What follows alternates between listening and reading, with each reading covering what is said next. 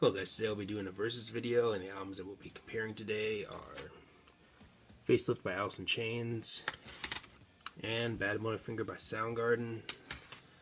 And the albums that we'll be comparing, of course, are from the grunge bands Alice in Chains and Soundgarden, which are my favorites when it comes to that genre. And of course, both of these albums came out in the early 90s. For Facelift, it was 1990, and for Badmotorfinger, it was 1991.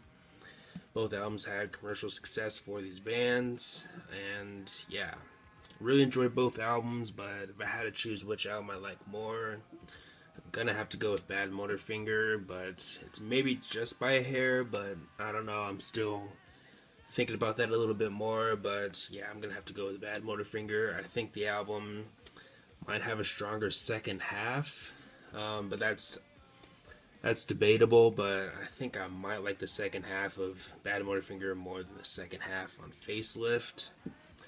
But also, I think Badmotorfinger maybe has more impressive moments in general for me personally, maybe, but that, don't get me wrong, Facelift is a great album. It is my favorite Alice in Chains album, and there are very little to maybe none to no weak tracks or filler tracks, at least in my opinion. I mean, you can make the argument that maybe 2 or 3 songs on the album are maybe filler or weaker songs, but I don't know. I enjoy all the songs on Facelift. I mean, the album starts really strong with that first half. We Die Young, Man in the Box, Sea of Sorrow, Bleed the Freak, I Can't Remember, and Love, Hate, Love.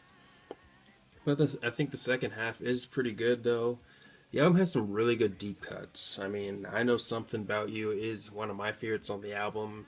Kind of a unique song on the album. Kind of feels a bit different. I'd say different enough to stand on its own. I really like Sunshine. That's another favorite of mine on the album. That's from the second half. And Put You Down, the rhythm work in that song is pretty catchy. The rhythm kind of reminds me of the rhythm from Walk This Way by Aerosmith. Some people might hear that. I don't know. I mean, yeah, they're definitely different songs, but I don't know. I can kind of hear the rhythm work in Walk This Way with the song Put You Down a little bit. And Real Thing is another really good song. Maybe another, you could say, unique song on the album too. Kind of different, but also pretty dang good, and not a bad choice for an album closer.